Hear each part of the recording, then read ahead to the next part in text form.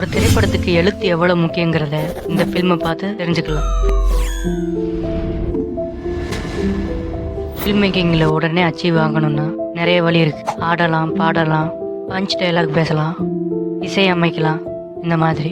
ஆனால் ஒரு திரைப்படத்துக்கு அதெல்லாம் ஏன் பண்ணணுங்கிறத இந்த படத்தோட கதையும் திரைக்கதையும் தான் முடிவு பண்ணும். அந்த வகையில் நாம் ஒரு எக்ஸாம்பிளுக்காக திரு கமலஹாசன் எழுத்தில் உருவான அன்பே சிவன் திரைப்படத்தோட ஸ்க்ரீன் பிளே அனாலிசிஸை இந்த வீடியோவில் பார்க்கலாம்.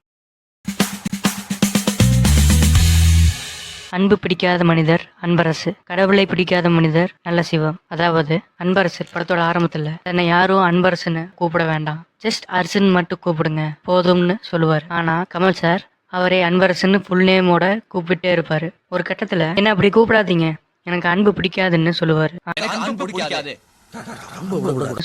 ஆனா அதே அன்பரசு உயிருக்கு போராடிட்டு இருக்கிற முன்ன பின்ன தெரியாத சிறுவனுக்கு ரத்தம் கொடுக்க வாலண்டியரா முன் வருவார்.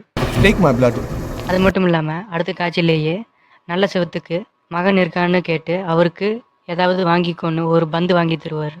இன்னொரு பால் தாங்க ஐஷோ, அவனுக்கு பந்து விளையாடுறது தான் பிடிக்கும். அதுக்கு அடுத்த காட்சியில நான் ரத்தம் கொடுத்தும் சிறுவன் பரிதாபமா உயிரிழந்து ஓடுறத பார்த்து கத்தி கடவுளை திட்டுவார். திடீர்னு சாகடிச்சு என்ன கொடுறது, என்ன மாதிரி கடவுள் இது.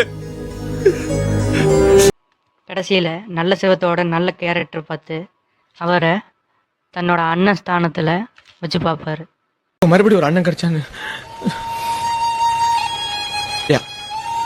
இது எல்லாமே லவ்வோட டெஃபினிஷன்னு அவருக்கு தெரியாம இருக்கலாம். ஆனா ஆடியன்ஸ் ஆன நமக்கு அன்பு பிடிக்காத நபர் அன்பு செலுத்தி கொண்டிருக்கிறார் என்பதை நமக்கு காட்டியிருப்பாங்க.